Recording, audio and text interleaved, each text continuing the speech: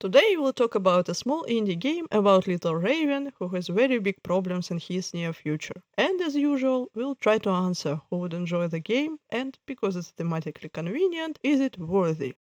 The game is called VORON, Raven's Story, and it was released in November 2025. It's made by a single developer Alexander Merkulov and his company Merk Games. And the game has its greatest and weakest moments because of its indiness. But let's talk about one thing at a time. You start the game as a newborn, new-hatched raven. You learn how to walk, and at first your walk is not stable. You fall, but eventually you get it. Look at this absolutely adorable little raven. After you come closer to your family and they show you their love, time passes and you become a teenager. And then you learn how to fly.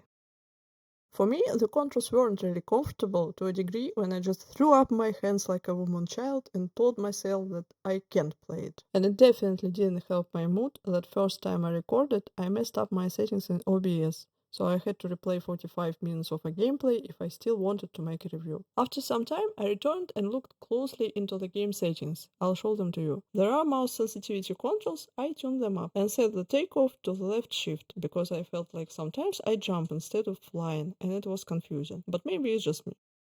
And tweaking settings helped, and when I started to fly better, I also started enjoying the game more. The problem isn't even in controls, you just need to get used to the flight. When the Raven has learned how to fly, you can explore the island. There isn't much to explore, but you can still read some stone tablets and interact with some objects. And this is a good time to talk about the story. The story is loosely based on the Nordic mythology, with Odin, Thor, and other stuff like that. If you know something about that mythology, you can kind of guess what this all Raven thinks about. Still, the author gives the story a new twist, and I don't want to spoil it, of course. I'll make a spoiler segment at the end for those who have already played. What I can say is, this is an interesting game in the way that it gives you a few grains of story by stone tablets and by events and environment. You don't know everything, but you get the picture. For me, this is the way to tell a story. Even if I didn't understand everything, I understood where it was going. Also, there are the secret stone tablets in the game, and I didn't collect them all at the moment of writing the script, so maybe they contain answers to questions I have. Let's talk about a gameplay. You have 4 islands and 4 puzzle locations. Each of them advance the story in their way, by stone tablets, by dialogues, etc. Believe me, the last island makes you think thoughts just by existing. I won't show it much until spoiler section because it's something you need to see for yourself in the game. Challenges are weird. At the first one, I was like, what's happening? It wasn't hard by all means, but it felt alien to the game. But the further it went, the better it became, at least in my opinion. They are simple, like you need to open the door by standing on the yellow button, or you need to put something on the button. Then it becomes harder, with timers and other stuff like that. Again, these challenges are not hard if you are comfortable with the flight mechanic. Here I also caught a critical bug. After I fell into the water while in binding animation, I stuck on this sliding animation. Well, it's fixed by saving and returning to the main menu and reloading to the game, but it was still a fun bug. After you complete a challenge, you get sort of power-ups, a bit of the story, and the way to another island. And on the next level, there will be some things you did in the challenge. For example, a flight through rings on time. The good thing is, you don't have to do them if you don't want. The only currency in the game is saved souls, and you don't have to save all the souls to open the portal to the next location. Let's talk about this mechanic more detailed.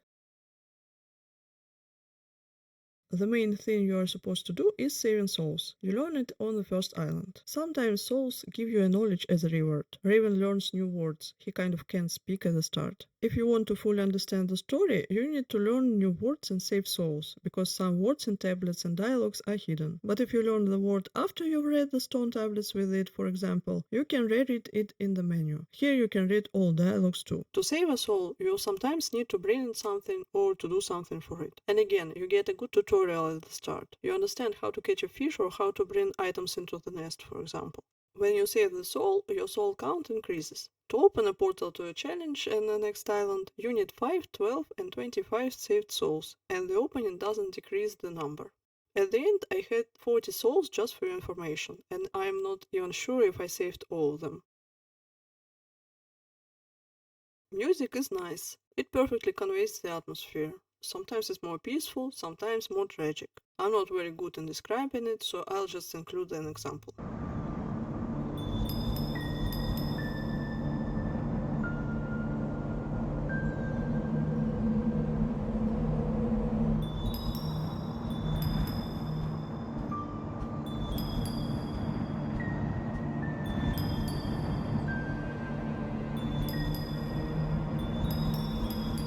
like the subtle change of music when timer is running out.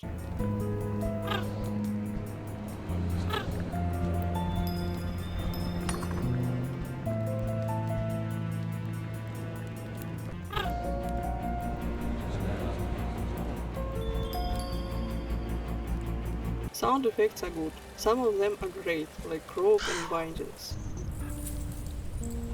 Soul Whisper was terrifying at the start, but I kind of grew fond of it. Other sound effects are good, they do their work. As for the visuals, I love the style and chosen colors of islands and models. Ravens look simple but unique. The same can be said about Souls. The style of the game makes it easy to understand what's supposed to be done, how you should solve puzzles, and so on. And visual effects and animation are also nicely done. I like most of visuals in the game. What I don't like is towers and visuals inside towers. They look dirty and at times too cheap. And I don't blame the developer, they did what they could. I just noticed that after the absolutely beautiful island, you get to the towers and it looks worse inside. But it doesn't make the game bad, and I don't judge. Who am I to judge? Look at my videos. Pros. Interesting story. Indie. Single developer. Good music and visual style. Good variety of locations and activities. You don't need to collect everything to complete the game. Cons. You need time to adapt to controls. A bit disappointing battle ending. Some elements of surrounding look too cheap. The game is a bit too small. I think it's a good game for a person who likes to think about meanings of things, or for those who likes to play small games that you can complete in one evening. And of course, it's a must-have for Ravens fans and fans of Nordic mythology. Well, I'm joking, but when I, a fan of Ravens and Nordic mythology, heard about the game, I told myself I definitely should play it, and I enjoyed it very much, so I deemed it worthy. That's about it. Next part will contain spoilers, so if you didn't play the game, I highly recommend you to stop watching the video and go have a good day. So again, here I will talk about the game with some major spoilers. Wow, the game went darker than I thought. Don't get me wrong, I like it. But it was just like, happy family of ravens, and boom! All are dead. You need to save all those poor souls. And Jotun's story, oh my god, it was heartbreaking. And the sister, when you find her under the boat, like when you spoke with her on the first island. All these repeats are done very smartly. I absolutely adore that. And the last island, I was shocked, I'm not kidding. All those souls running and turning to ashes. Whoa! On each other island, you've seen only stylistic form of the soul, but here you kind of finally realize that they are all dead people, and you feel bad for them, and there's nothing you can really do in the end. And about the end. For me, the battle ending was not so good, and here's why. I think there were less challenges in the last tower, or at least it felt that way. And after the fight with the snake, I can't pronounce its name, I thought we'll get to the World of Gods and see what it's like. All the time it was a goal, and I was a bit disappointed when we didn't get to see it. But the peaceful ending is just amazing. It was the kind of ending I expected to see. Of course, again, it's my opinion, so if you disagree or agree, please leave a comment, it would be nice to read your thoughts. Thanks for watching.